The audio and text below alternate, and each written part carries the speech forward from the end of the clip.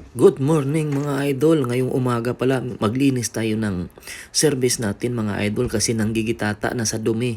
So punas-punasan lang natin ng kunti kasi nung mga nakaraang araw mga idol grabing ulan talaga araw-araw. So kailangan nating punas-punasan ng kunti para naman mabawasan. So sa diop na natin to pawashingan. Kasi nga masyado nang madumi na kaya naman pag i-parking natin dun sa trabaho napakadumi. So ang gagawin natin ngayong umaga mga idol ay magpunas-punas lang. Paliguan lang natin ng kunti.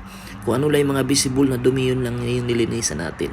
Mga idol talagang magto 2 years na tayo dito sa Canada mga idol. Sa mga nag-aakala na kwartahan ako ng tao sa Bisaya pa, dato na ako sa Tagalog pa mayaman. Hindi totoo yan. Alam nyo naman dito mga idol, wala namang yumaman sa pagtatrabaho.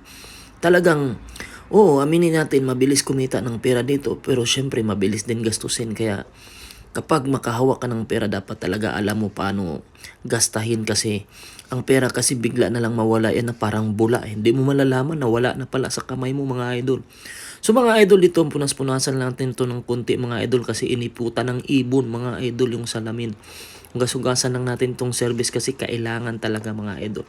Ito mga idol no, sa Canada, kapag may kotse ka, sasabihin ng iba may pera ka na, pero dito mga idol, kaya ka lang talaga bumili ng kotse dahil talagang kailangan mo lang. Dahil kung hindi lang, kung iba kasing weather dito mga idol na mas lamang kasi yung lamig dito kaysa init.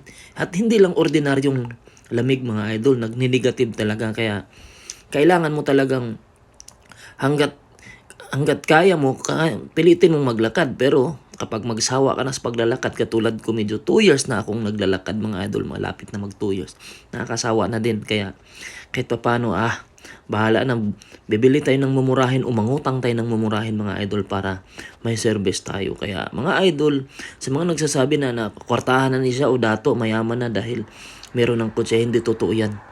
Nagdagdag lang ng bayaran yan sigurado. Kaya mga idol, ito na, yung umaga na to, linis-linis muna tayo ng kunti dahil masyado nang madumi at papasok tayo maya-maya. Ganito lang ang buhay dito mga idol sa abroad no, sa bansa man kayo ngayong OFW. Alam nyo naman yung buhay natin. Pasok, trabaho, tulog, kain na lang mga idol. Minsan wala na tayong time gumala. Kung gumala man, once a month lang talaga. Kaya mga idol, maraming salamat at magandang umaga sa inyong lahat.